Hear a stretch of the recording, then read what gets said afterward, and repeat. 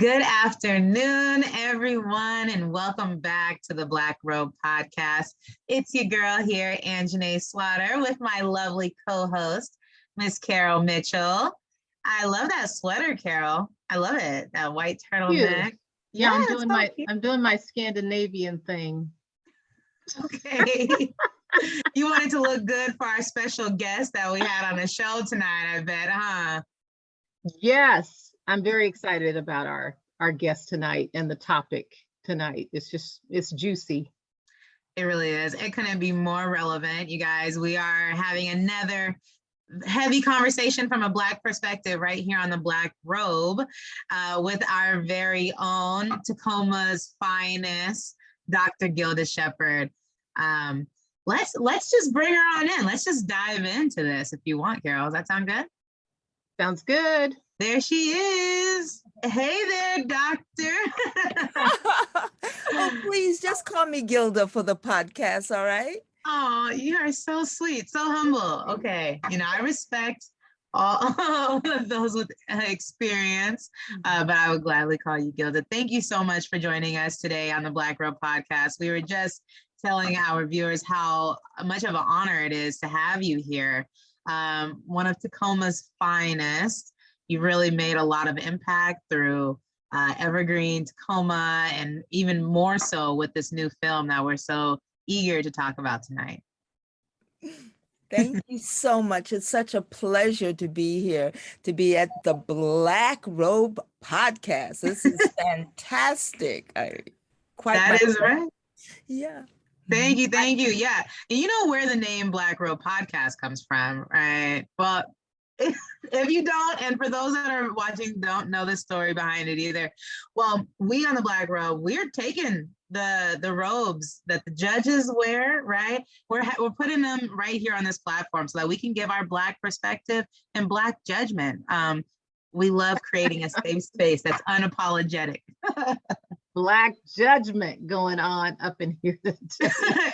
We are sitting on the bench. There is this such thing as the Black robe effect.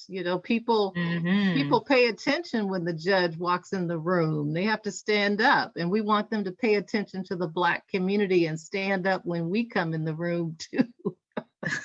Yes. But I personally want to just know how you got from where you began to where you are now, what we call the Crystal Stair Story. Behind our guest, because a lot of people see you today and maybe don't know what it took for you to become Dr. Gilda Shepherd, even though we have the privilege of calling you Gilda. Yeah. So can you kind of maybe take just a couple minutes and start at the beginning of the story and just tell us a little bit about your journey to doctor and to filmmaker and to Evergreen, Tacoma. Wow. Okay, you want me to do that in 2 minutes? All right.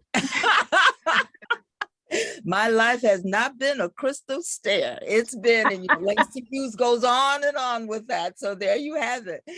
But it has been. Sometimes I saw the reflections of a crystal in my life growing up. When I was a little girl, I would sit in a closet, a dark closet, with a flashlight and a mirror and make images. And my family had the wherewithal to let me sit in this dark closet, not like, girl, get out of there, and then when I would leave, my grandmother would say to me, when she would sit me between her legs and braid my hair, she said, baby, what were you doing in that closet? Can you picture that? You could see that, right? Yeah, absolutely.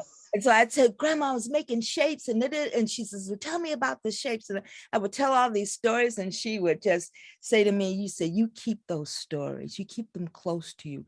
And one day you'll be able to tell and embrace. I remember she used the word embrace stories, because, that's something that we all have in common, but we say it differently. And I'm always involved in shadow and light and sound and those kinds of things. I was that kind of a little girl, And so I grew up in a very active family. My grandfather was a Garveyite, well, before I was born, right? When he was a young man. And my grandmother belonged to the Black Women's Club movement, so we had an intergenerational family. And my father died when I was very young. He was a factory worker. And my mother went to Hampton Institute. And she would always read me poetry at night, Paul Laurence Dunbar, Do I Love You? Yes, I does. You're my baby and you always was, and those kinds of things. And so love it. yeah. And so I grew up with the love. I grew up in Detroit, Michigan, and I grew up with the love of Black culture and how brilliant we were, and and the importance of activism and imagination, was in the closet with that. And so one thing led to another. I went to graduate school, got a scholarship to come to work on my PhD here in Seattle, Washington. And I dropped out of graduate school, started working with Tyree Scott and Beverly Scott and with the United Construction Workers Association, and traveled through these cities in the South to do union organizing, but sometimes to even spotlight the racism that was involved in unions. So and then I dropped out of graduate school, worked in the shipyards and many different factories because I was going to arrogantly organize the working class, right? And so, and I remember this one woman told me, she said, I hear you almost have a master's degree. And I'm like, it doesn't mean anything. I'm doing this. She said, get yourself out of here. We'll take care of this. You do this business over there in your neck of the woods, right? We got this. We have to be everywhere. And so, one thing led to another. And I went to finish my graduate study, and I went to Cuba to work with the Venceremos Brigade and met people who fought in the wars in sub-Saharan Africa and Zimbabwe, Mozambique, Angola. And so I was just very understood that people can make a change, right? But there is this culture of punishment that pushes them away. And so one thing, and I started picking up a camera and videotaping stories and those kinds of things. So in graduate school, I my dissertation was on Black women's leadership in economic development and community service. So it took me from Alabama to Ghana, West Africa. And then I fell in love with Ghana, did an ethnographic video in a refugee camp of Liberian refugees. And at the end of that, the woman who was the leader of the camp said, Sis Gilda, the same AK-47s that you see in our child soldiers' hands as young as 11 are in your children's hands in the Civil War in your neighborhoods.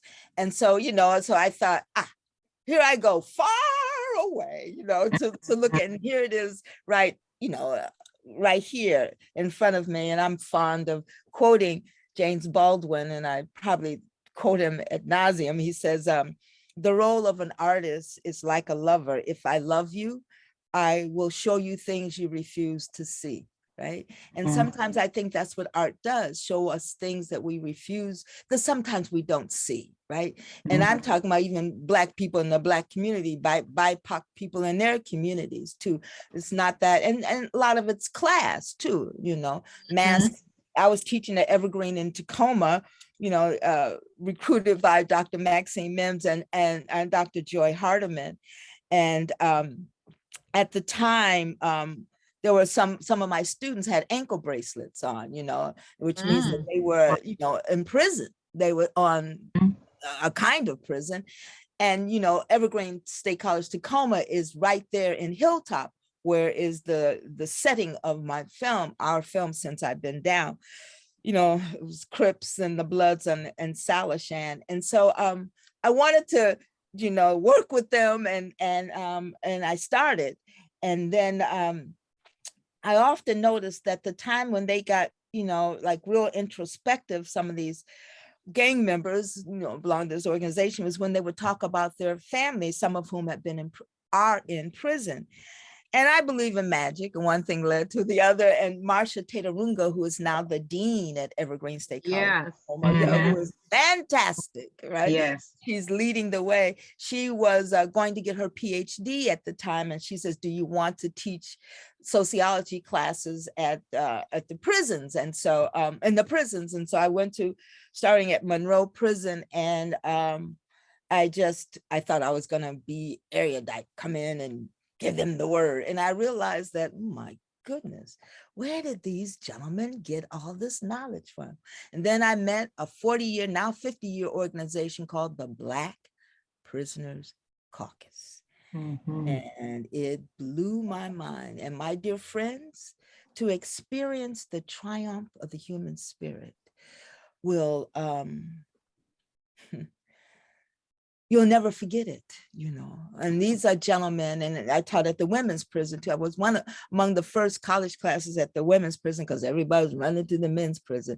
There's a margin on the margin, right? People forget about the women's prison, right? And that's why I got acquainted with some of the people who were my students at Evergreen, Tacoma. Wonder where Tanya Wilson was, a brilliant young woman, and she had been in prison. She was a gang-related charge.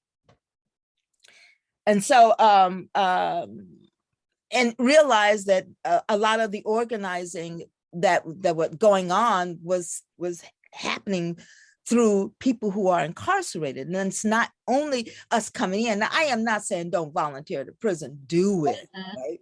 But we have a lot to learn even about ourselves by doing it. So I just started learning so much about me and my contradictions and what the culture of punishment, what we do to children. And I almost say that America's dirty little secret, hold on to your seats, is that we don't like children. If you, not this we, but the royal we, if you look at some of the policies, and my film deals with the policies that came out of the 80s and 90s, 3 strikes you're out started right here in Washington State, not in California, right? We do not have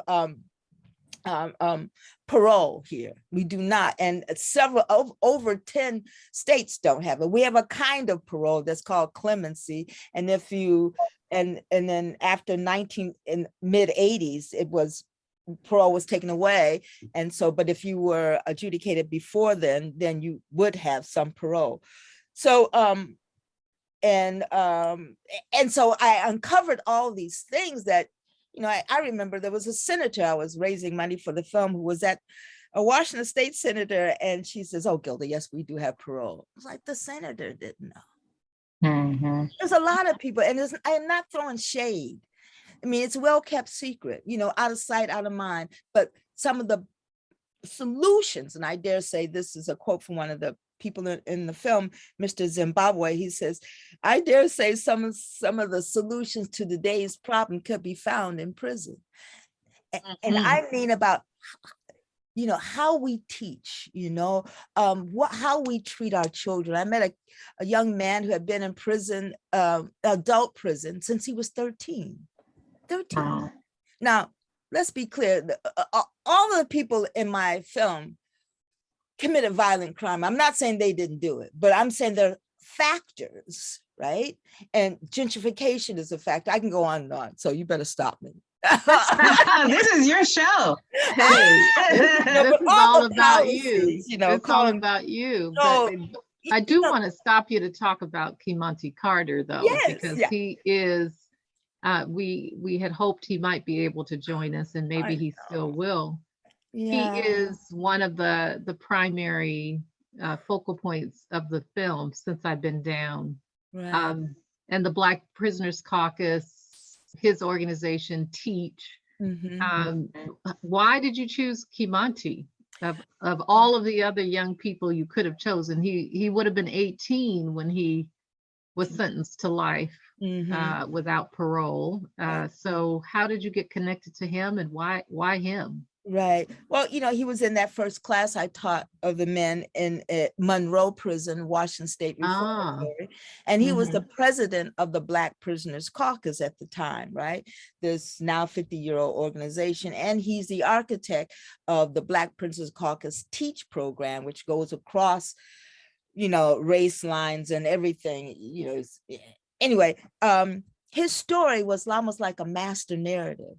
It was the story of young kids who had a non-negotiable pathway to join a gang, right? And a lot of people say, what's wrong with the family? Then you need to continue to pull those layers back and say, what were some of the policies that were happening right there?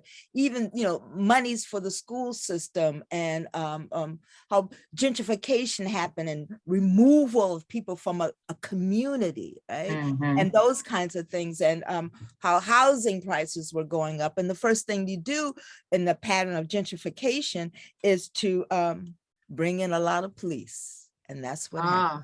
They brought in a lot of police, and in the hilltop, there were these cameras looking at people and everything, and they just let loose the police out there who had no cultural understanding of things and those kinds of things. And Kimante's story was a story that I thought many different people could hang their hats on, particularly BIPOC, but then also, if you look at some of the things and what he has created, even our white counterparts too, if you're poor, and what happens to a person. And so his story was, the more I got, because it took me 12 years to do this. So I went from Dr. Shepherd to Auntie Gilda to Mama G. So, so I was able to go into get archival old footage from, when they were banging back in the day, and some of their dancing and rapping in the basement and those kinds of things. I had to gain respect. And Monty Carter's story became a universal story, unfortunately, of what happens to children. And this young man is simply brilliant. I mean, when you see the film, you'll see. And I did. Some people say, "Oh, this is a film about Kimante," but men and women who have been down, who have been in prison, say, "Man, that's my story." Woman said the other day, I was on Lewis and Clark law school talking to some law students, Monty Carter and I, the other day, and there's this one woman in law school, white woman, who was, at Purdy, the women's prison in Washington State, and she says, "Your story is my story." It crosses race lines, but it oftentimes has to do with the casualties of poverty, right? And of rules of gentrification and the culture of punishment. I mean, where you can expel a student from an entire district. What message are we telling our children, right? And you can put someone in prison at 13 in an adult prison. Now he's out because of the brain science, and Kimante is going to have a re-sentencing hearing coming up. I wonder. Yeah. We were just talking about Representative Tara Simmons out of Kitsap County has a bill in place. They say it's controversial because it would basically undo the rule that sent Kimante Carter to prison without parole. Right. And so the family of the person who was killed back in that shooting that Kimante was sentenced for, of course, thinks that Representative Simmons' bill should not be passed, but it would basically undo drive-by as an aggregating factor, right, that causes a person to not be eligible for parole.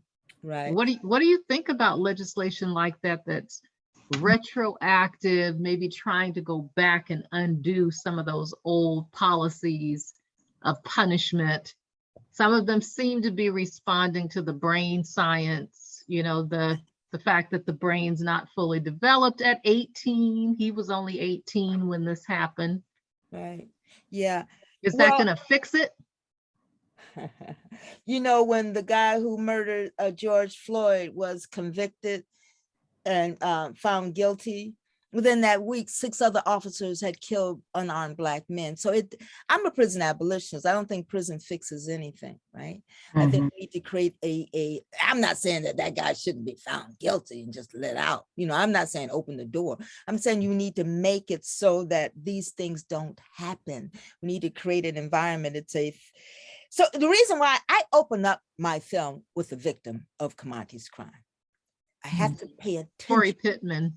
Yeah, yeah. His one of the people who were in the car, you know, and I talked to her and I told her what I wanted to do. I wanted this to be a healing space, right?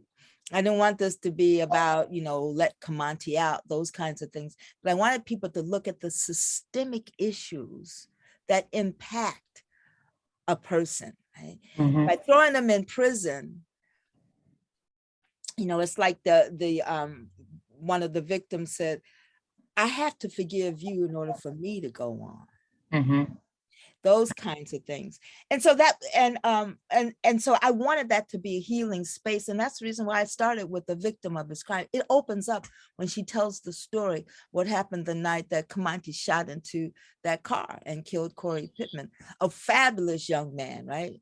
I mean, this is not a film about Monty Carter. This is a film about what we do to children.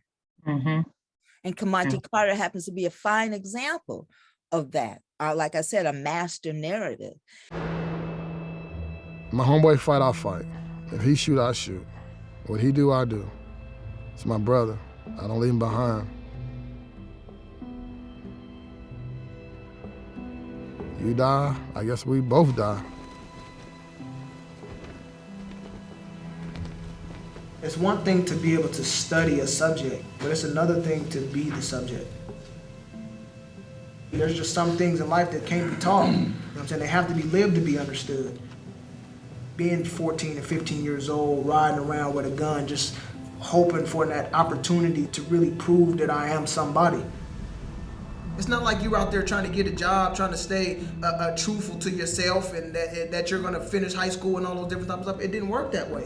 You know what I'm saying? Because the pressure that you was feeling in order to have to be able to take care of yourself as a young man, you know what I'm saying, was now to where the school and the future, we're not even thinking about those things no more, man. I'm 15 years old. I'm not in school no more. We hustling, that is it. You know what I'm saying? We're getting it by any means. You know what I'm saying? We got guns now. We're willing to take anything from anybody else because we wanted it.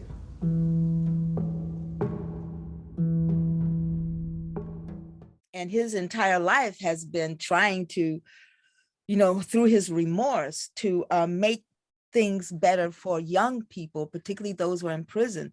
I mean, once you see the film, you'll see some of the heroic things that he did. And this is not to say he didn't do it. I'm not saying that, right? And this one law actually, because Tara Simmons it was called racial equity, because if you shoot from a car, you can get life without parole as an aggravated murder. And people got upset because, you know, that it's called racial equity. The bill was called that, and that blew people's minds, right? And Fox News, I think, contacted some folks in Corey Pittman's family, and I get it. I get it. I get it. I don't want them to be used though. But I get it. You know, I mean, you know, he was a promising young man, right?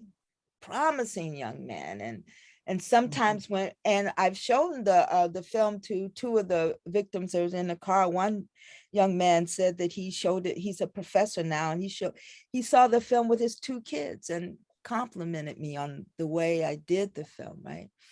You know, because I'm talking about children. Right. That's the reason I have dance and masquerade and all these kinds of things in the film that you will see. And so, what will fix, and look at the Blake decision. I'm going to show the film to the Washington State Supreme Court has contacted me and wants to see the film.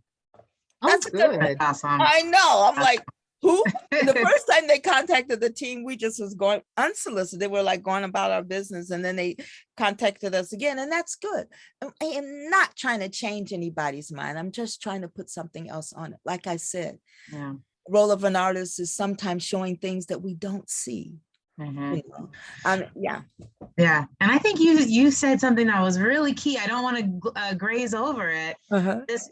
This idea of restorative justice and forgiveness and healing, and how it does a lot for the victim just as much as it does for the perpetrator, right? Right. I'm just curious, we talk about, I mean, it's no surprise we have the most prisoners in the world are in our criminal justice system in the United States. I mean, we're being every other country. This punitive system is broken. It just continues to, circulate our Black and brown men, right? Removing us from houses. I mean, there's studies go on to express how traumatizing and terrible our system is.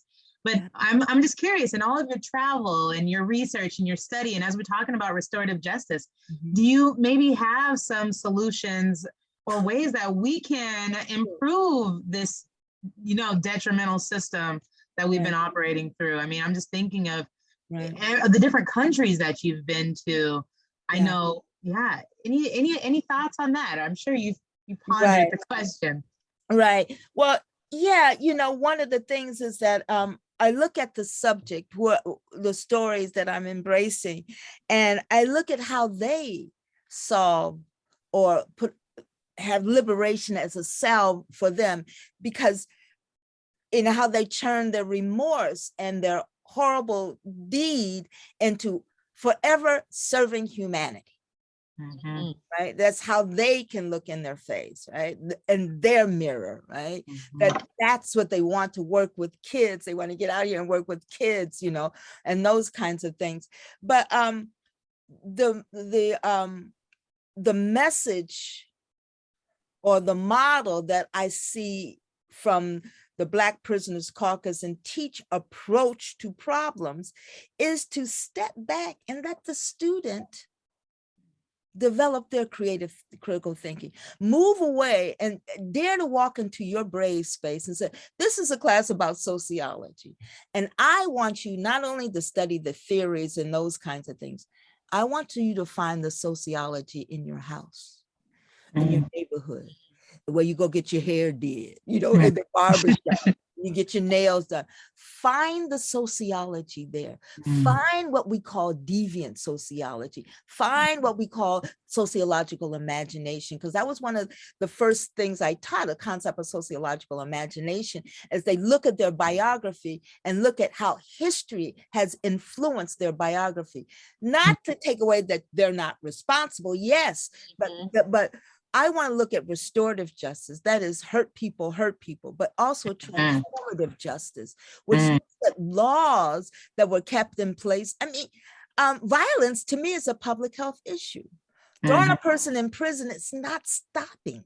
It's not stopping rape, it's not stopping murder, it's not stopping burglary, right? We have to look at this culture of punishment that we are. And so what the Black Prisoners Caucus did was they say, just because you have a degree doesn't mean you could teach. And so I like that. And if you have over 7 years in prison, you don't get a chance to take college classes. So they wanted to, except for some programs, right? And they wanted to, so they started teaching like the Latinx folks taught history of El Salvador. The folks that were in the white nationalist gangs, they taught about Viking history of all things, right? And so the person teaching the Viking history, bald-head guy with swastikas, took the class on the Marco Rodriguez about El Salvador, and they realized that they were fighting and angry with similar things, and that they had an enemy in common and certain policies, and how gentrification kept them apart from one another and used them not as a subject, but an object. And they started thinking about, so this is not just teaching a class so you can get a job and look good to the Department of Corrections, and one day, hopefully you get clemency. This is about changing the narrative that sustains your imprisonment. It's about making yourself, Brian Stevenson said, in order to create a better world, you need to look at change the narrative that sustains the problem. You need to be close to the problem. I mean, go to the subject. It doesn't mean let somebody rich go over to the ghetto. And I'm not saying your subject is your neighbor. You can tell people, right? And do something uncomfortable and maintain your hope, right? maintain your hope. And in order to do that, I think you need to look at things systemically. Not just so that they can have critical thinking. You know, this whole idea about critical race theory, don't let it be taught in schools. Well, first of all, it's not taught in schools, and that's a dog whistle to say, don't talk about races. Yeah. Yeah, you know. So let's talk for just a minute about the fact that we are going to celebrate your film in just a few days. February 24th.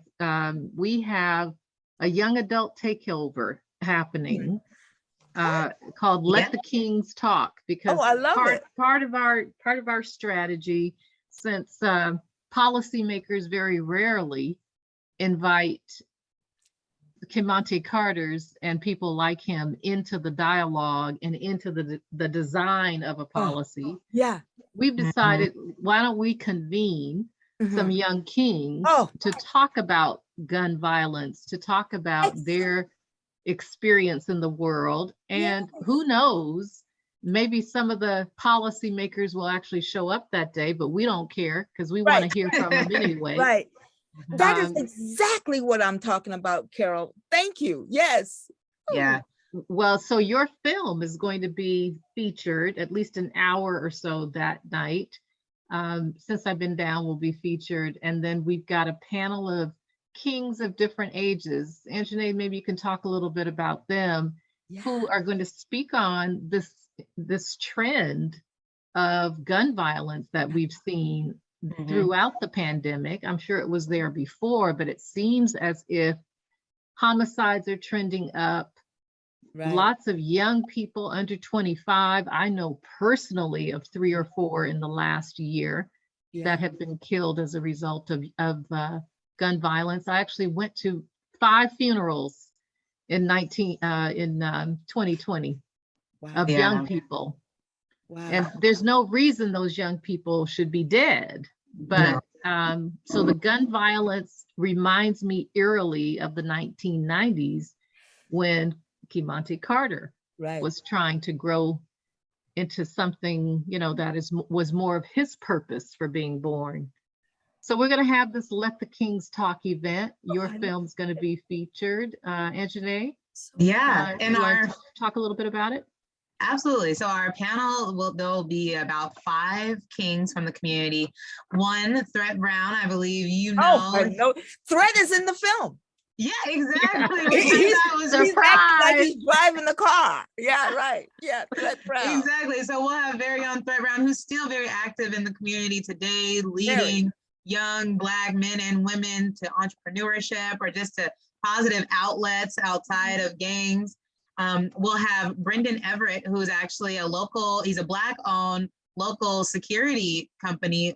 He owns a local security company that does private security between Seattle and Tacoma, but he's going to bring that perspective of gun rights and gun education. You know, it's not necessarily the gun that is the problem, but it's the person holding the gun, right? It's the culture behind it. It's the community aspect around, you know, this idea of violence. It's our Second Amendment right. And I know I heard some of that perspective in the movie too. So I'm excited to hear how he can add. We'll actually have a young man, 16 years old, who's lived through gun violence. He personally has been shot and wounded. Omari Amili is one of his direct mentors. And so Omari's, said, hey, we actually, honest truth here, we reached out to Omari to sit on the panel because Omari's amazing. He's been on the podcast before. But he was like, you know what? I mentor some youth in the community that have actually experienced gun violence. I think that one, they would deserve this. They would deserve this honorarium more than me. And 2, I think that they can actually add to the conversation and again, be given a space where their voice is actually heard.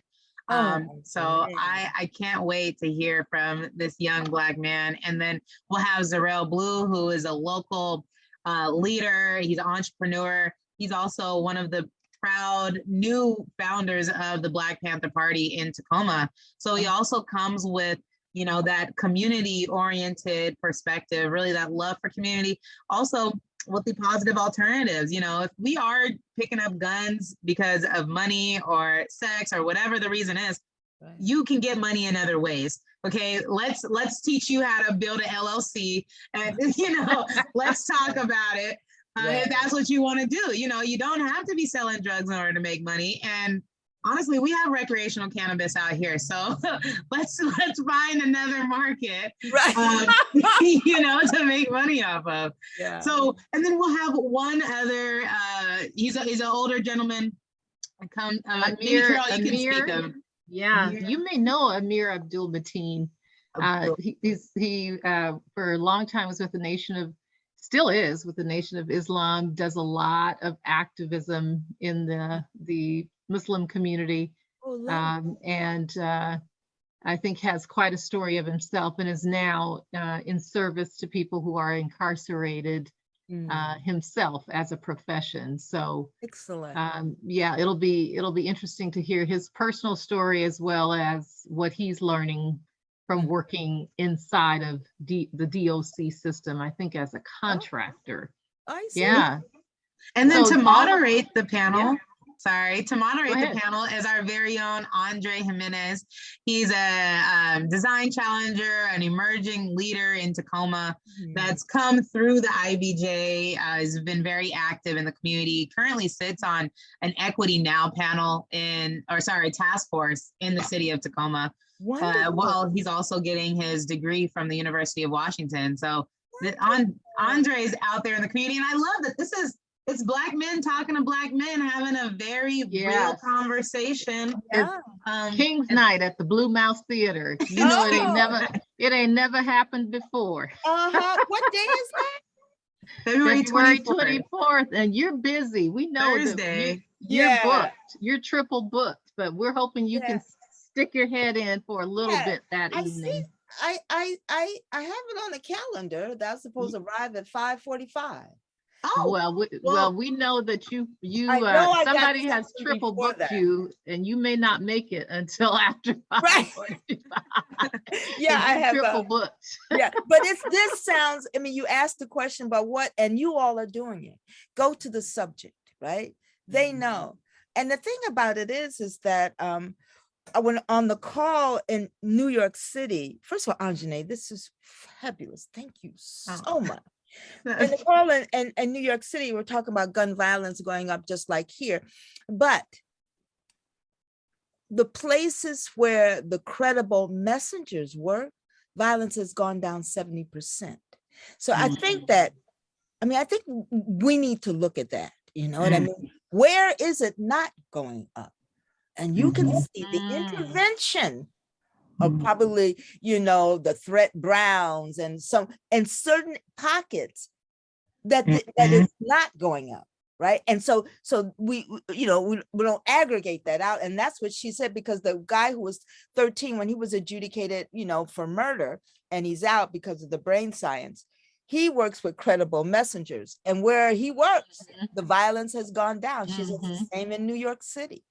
Well, Washington State was trying to put together a group of organizations to expand that credible messenger philosophy in Washington State. I don't know how well they've done in expanding it across the state, but they had a request for proposal out last year. Oh, wow. Looking for technical assistance and consultants to carry that credible messenger model across the state. So maybe there's an opportunity there for a professor that's not in Ghana right now. Well, I just think they should, you know what I mean? I'll just say the credible messengers, you need them over here, right? Because, we can talk and we can say the same thing maybe, or we won't. But, it's like what Kamanti says, it's one thing studying the subject. It's another thing being the subject. And I'm not trying to be essentialist that like every gang member can handle this, right? No, I'm not saying that. No. But I'm saying that your proximity to the problem sometimes gives us, we have to unleash our privilege. I have to unleash my privilege as a PhD coming to give them, and to say, what the heck? I can talk about this theory, but what about you? Why does this theory live inside you? Martin Luther King was deviant, and so were you. What is it about it, yours being different than that, you know, or socioeconomic class, or why isn't drug abuse a mental health issue? Why do we criminalize poverty?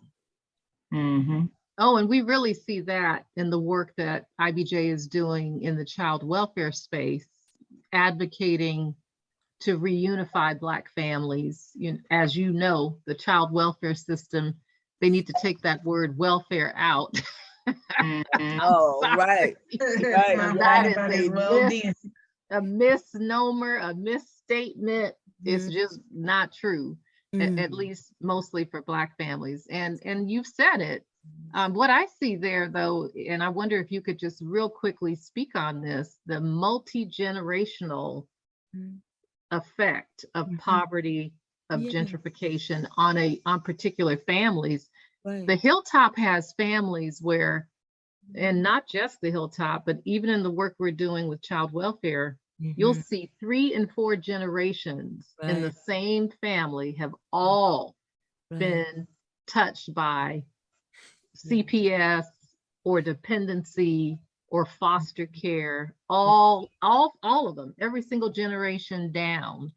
So there's something going on, you know, around that family, in that community, the structure around it, the policies around it, that seems to make them predisposed to certain experiences. I'm wondering what you think about when you see those patterns happening in multiple generations. What's your thought about how we intervene? You see, I remember at one Black Prisoners Caucus meeting, and I'm so glad you asked this question, Carol, is that this one prosecuting attorney got up at this, the Black Prisoners Caucus has these summits. It's like a big conference, right? And they were talking about juvenile justice, and then all these guys had done all this research, and they were presenting statistics and stories and adding their story to it. Not to say, you know, it's just a system against me, but taking full responsibility, but talking about giving a systemic analysis. And this woman who was a prosecutor, Black woman, was a prosecuting attorney, and she's no longer here. So in Seattle, said around the prosecutor's office, it was, if you haven't prosecuted a Jimerson, you're not a prosecutor. So this, it became almost like, you know, that's another one. Another woman who is was married, and they sentenced her based on her maiden name, because her maiden name was known in the prison of being. So it is not only generational, it is expected and watched. Not saying that there's something going on, intergenerational poverty, trauma,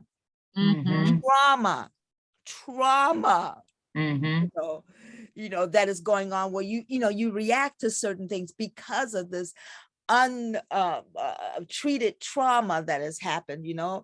And so instead, it's like, so where do you start the story? Do we start the story with the multiple crimes that happen intergenerationally? Or do we say, okay, so what is in common with this one, and what is in common with this one? Instead of counting, you know, look at the narrative that perpetuated this. This young man said he used to, you know, a lot of his family were addicted to drugs, right? And so he used to break crack pipes and things like that. Drug addiction is a mental health issue. It's a public health issue. Now, what are we doing? You know, violence is a public health issue. What are we doing? We're counting generations on top of generations. That is generational trauma as well. I mean, yeah, it's so those things happen, you know, and look at our education system, the culture of punishment. You know, you get punished if you do something wrong. I edited this book about the role of art and social justice, and this one woman had this essay in it. She's a teacher, and so she asked her students to take a picture of someone who's their hero. And so he brought this one kid, he's about 11 to 12, he brought a picture of him and his cousin's throwing up a gang sign. And so So I was speaking to this group of progressive teachers. I said, what if your student brought in the hero and it was a gang member throwing up a sign? They were so proud of it. And they said, well, I would, call the counselor because he may need help. I would wonder why his father wasn't there, or his mother, or his family, and there was a kid there. And so I said, what would you ask? She said, I would ask him, tell me what makes a hero to you. So the first thing we do sometimes is to put the child down in our effort to save the child's life. I'm going to call the counselor instead of saying, looking at the subject like what you all are doing, bringing the kings to the table, using it in a responsible way. Like, and just because you've been in a gang don't mean that you can help people in gangs. So let's be clear. Just because you have a degree doesn't mean you could teach, right? That's the same thing. But so where do we start this narrative? Do we start the narrative at the point of punishment, right? Or do we start the narrative and say, well, what role does trauma have? And it's not like, oh, we don't have time for that because they're killing people right and left. It's not going to stop it. Is that what do you want? What's your outcome? Like I said, when the guy who murdered George Floyd, within that week of him being sentenced, 6 more Black people were killed unarmed within that week. So yeah, he needs to be found guilty, but it doesn't say it. So therefore they're going to stop, right? Yeah. Where are we putting our budget? Removing people from their cultural enclaves. Some of these kids from the 90s, their parents, father particularly, were in the Vietnam War. This one guy told me his father was very cool. He came back from the Vietnam War. He was addicted to drugs. They were very close, and he was shot and killed in a bad drug deal, right? And traumatized, his wife drove around with that blood-stained car. And the kids washed the blood out of the car. The child. Now, I'm not blaming the mother, but and now he became a big Crip, and now he's in the Black Prisoners Caucus. And, these folks are healing themselves in the worst place possible, prison. So I'm telling you. What does that say about out here? Yeah. Do they have a chance out here? You know what I mean? They do then. I'm hoping that what we can learn from the film and from Monty Carter and the Black Prisoners Caucus is, if we could see some sort of a model that we could test. Yeah. The IDJ could test. We're getting input from the kings. We see what the Black Prisoners Caucus is doing to sustain some sense of purpose and life beyond those bars. So what if we could do something preventive that would interrupt this generation that's engaged in gun violence? Maybe there's something we can do. I don't know what it is. I'm not professing to have the answer. Well, I think the subject has the answer. I was just gonna say, I think that's what we need to wait for February 24th for. Yeah, the subject has the answer. I wish Monty Carter could call into that, and many of the guys in prison could call into that, because their proximity to the problem is real close. So yeah, I'm so glad to hear that. A little bit of action research is going on February 24th. Right on, Carol. The sociologist in me just had to do it. I love it. This is fabulous. Thank you so much. Thank you for being part of it. We've got to close our podcast before Tia just cuts us off here, but so grateful for you. Grateful for the film. Thank you. And your commitment to it. 12 years is a long time to stay committed to a project, but it's paid off lots of critical acclaim all over the world. And thank you for generously allowing us to screen it without charging a fee. Of course, our event is free to the public. People can register for it on Eventbrite. Please register, because we're in COVID times, so we need to plan ahead for how we can social distance, and your mask is required. You don't need your vaccine card, but if you got one, we'll like you. Right. Good. Good. So thanks so much, Dr. Gilda Shepherd, for Oh, being here thank tonight. you, Carol, and thank you, Anjane and Tia, for your magic behind the scenes. So thank you all so much for doing the good work.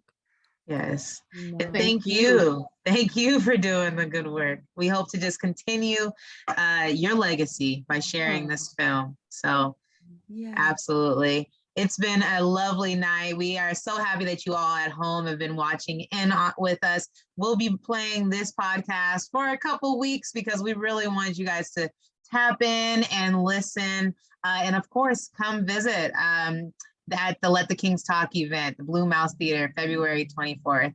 On that note, you guys all have a great rest of your night, and we'll see you next week. Bye. Bye.